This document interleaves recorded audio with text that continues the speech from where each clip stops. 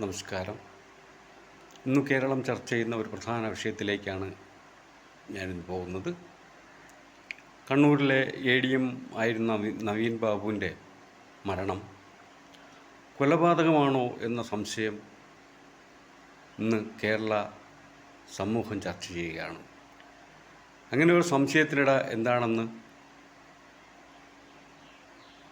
നമുക്ക് മനസ്സിലാക്കാവുന്നതേയുള്ളൂ. Postmortem report വന്നു. അതുപോലെ തന്നെ പോലീസിൻ്റെ മഗസർ റിപ്പോർട്ട് വന്നു. അതിലൊന്നും പറയാത്ത കാര്യം ഇപ്പോഴത്തെ ഒരു ഇൻക്വസ്റ്റിലൂടെ പുറത്തു വന്നിരിക്കുകയാണ്. ഒക്ടോബർ 15 നടത്തിയ ഇൻക്വസ്റ്റിൽ നവീൻ ബാബുവിൻ്റെ അടിവസ്ത്രത്തിൽ രക്തക്കറ ഉള്ളതായി കണ്ടെത്തിയിട്ടുണ്ട്. പലതും ഈ വിഷയത്തിൽ സർക്കാർ മറച്ചുവയ്ക്കാൻ ശ്രമിക്കുകയാണ്.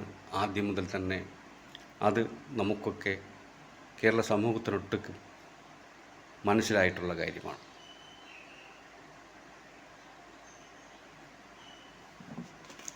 പോസ്റ്റ്മോർട്ടത്തിനെ സംബന്ധിച്ച് നമുക്കറിയാം. പോസ്റ്റ്മോർട്ടം പരിയാരം മെഡിക്കൽ കോളേജിൽ വേണ്ട എന്ന് കുടുംബം പലവട്ടം ആവശ്യപ്പെട്ടതാണ്. അത് വെറുതെ ഒരു ആവശ്യപ്പെടല്ല, അതിന് തക്കതായ ഒരു കാരണവുമുണ്ട്. കാരണം എന്താണെന്ന് നിങ്ങൾ കുറേ പേർക്കൊക്കെ അറിയാമായിരിക്കും. PP ദിവ്യയുടെ ഭർത്താവും അതേപോലെ തന്നെ ആരോപണ വിധേയനായ രണ്ടൊപ്പുള്ള 2 പേരുള്ള പ്രശാന്തൻ ഒക്കെ അവിടെ ജോലി ചെയ്യുകയായിരുന്നു.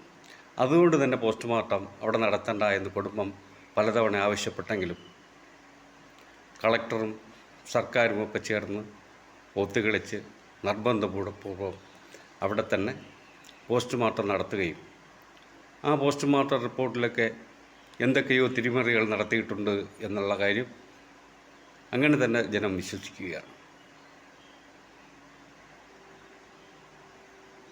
കോഴിക്കോട് മെഡിക്കൽ കോളേജിലേക്ക് നവീൻ ബാബുവിൻ്റെ മൃതദേഹം മാറ്റണമെന്നും അവിടെ വച്ചു പോസ്റ്റ്മോർട്ടം ചെയ്യണമെന്നും കുടുംബം ആവശ്യപ്പെട്ടെങ്കിലും അത് നിരസിക്കപ്പെടുകയാണ് ഉണ്ടായത്. PP ദിവ്യയെ സംബന്ധിച്ചിടത്തോളം നമുക്കറിയാം, അവരുടെ പാർട്ടി അവരെ കാണുന്നത് ഭാവിയിലെ ഒരു വലിയ വനിതാ നേതാവിനെയാണ്. തീർച്ചയായും അങ്ങനെയൊരാളിനെ രക്ഷിച്ചെടുക്കാൻ തുടക്കം മുതൽ തന്നെ പലതരത്തിലുള്ള ശ്രമങ്ങൾ നടത്തിയിരുന്നു. ഇപ്പോഴും അത് നടത്തിക്കൊണ്ടേയിരിക്കുന്നു. ഞങ്ങൾ കുടുംബത്തോടൊപ്പമാണ് എന്ന് ഒരു വശത്ത് പറയുകയും മറ്റൊരു വശത്ത് PP ദിവ്യയെ രക്ഷിക്കുവാനുള്ള എല്ലാ പരിപാടികളും ചെയ്യുകയാണ് ഈ സർക്കാരും പാർട്ടിയും എന്നുള്ള കാര്യം എല്ലാവർക്കും അറിയാവുന്ന ഒരു പരസ്യമായ രഹസ്യം തന്നെയാണ്. ഇപ്പോൾ അതിൻ്റെ ഒരു അവസാന രൂപമാണ് വന്നിരിക്കുന്നത്. പോസ്റ്റ്മോർട്ടം റിപ്പോർട്ടിൽ ഒക്കെ മറച്ചുവെച്ച ഒരു കാര്യം ഇപ്പോൾ ഇതാ പുറത്തു വന്നിരിക്കുകയാണ്. തീർച്ചയായും ഇത്തരം വിഷയങ്ങളെല്ലാം കുടുംബത്തിന് സംശയമുള്ളത് കൊണ്ട് തന്നെ ഒരു CBI അന്വേഷണം നടത്താൻ തന്നെ സർക്കാർ തയ്യാറാവണം. കോടതിയുടെ മേൽനോട്ടത്തിലുള്ള അന്വേഷണവും ആകാവുന്നതാണ്. എന്നാൽ സർക്കാർ അതിനൊന്നും തയ്യാറാവുന്നില്ല. അന്വേഷണം നേർവഴിക്കാണെന്ന് പറയുന്നു. ഇതിൽപ്പെടുന്ന ഒരു വിഷയങ്ങളും ഒരുപാട് വിവാദമായ വിഷയങ്ങൾ ഇതിനകത്തുണ്ട്. പക്ഷേ അത്തരം വിഷയങ്ങളൊന്നും തന്നെ സർക്കാർ അന്വേഷിക്കുവാൻ തയ്യാറായിട്ടില്ല. ഒരു പ്രത്യേക അജണ്ട വച്ച് ആ അജണ്ടയിൽ പറയുന്ന വിഷയങ്ങൾ മാത്രമാണ് അന്വേഷണ പരിധിയിൽ കൊണ്ടുവന്നിട്ടുള്ളത്. അതാവട്ടെ ഈ പറഞ്ഞതുപോലെ ദിവ്യയെയും അതോടൊപ്പം തന്നെ പ്രശാന്തനെയുമൊക്കെ രക്ഷിച്ചെടുക്കുവാനുള്ള ഒരു അജണ്ടയാണ്.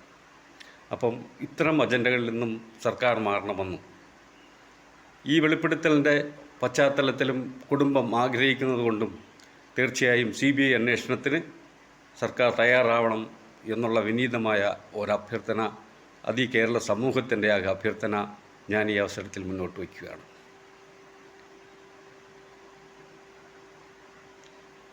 ഇത്തരം വിഷയത്തിലൊരു പ്രതികരണം വേണ്ട എന്ന് വിചാരിച്ചെങ്കിലും പ്രതികരിക്കാതിരിക്കാൻ കഴിയുന്നില്ല എന്നതുകൊണ്ട് മാത്രമാണ് ഞാനിപ്പോൾ ഈ വീഡിയോയുമായി ഒരു പ്രതികരണവുമായി രംഗത്ത് വന്നിരിക്കുന്നത്.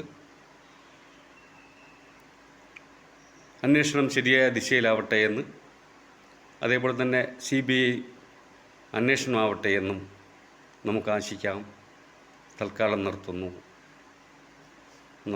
നമസ്തേ.